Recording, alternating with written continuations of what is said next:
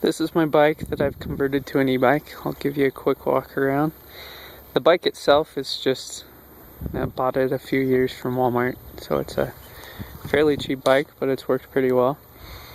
And I wanted to make it go a little faster and make it easier to get to work. So I got the e-bike kit from, it's ebikekit.com.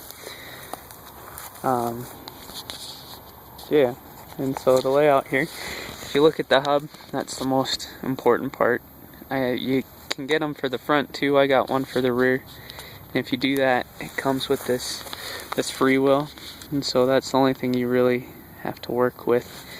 It goes from, mine was a 8-speed back here, and now it's only got 7, and I think that's too close. It won't actually go there. I probably could put some spacers inside or play around with it to make it work better.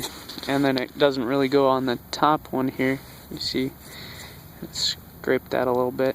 So, but when you've got all that power, you don't really need all the extra speeds. So that goes there, and then I decided to mount my computer right there. So that goes conveniently there. It's the brain of the whole thing. Power goes into it, and if you come back here, you see the power. It's just a couple of LiPo batteries that you can get from Hobby King. I went ahead and wrapped them in black so that it would match the rest of the bike. But the line conveniently comes out of the rack there, one for each side, and then that runs into the controller, and that obviously powers your hub.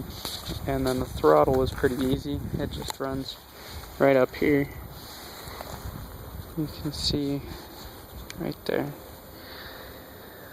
And so the hardest thing about mounting that, I'm not very good with bikes, but it was just taking this off the handlebar here. After you do that, it was fairly easy. And the hardest part about putting the hub on was actually just having me put the wheel back on, which for anybody who works with bikes all the time, that's probably pretty easy. But all in all, it's a fairly easy installation. And now the bike will go 30 miles an hour, tested this morning. So, and that's on 36 volts. So you can also power it with 48 volts, but I don't think I'll be looking to do that. So hope this helps somebody out there.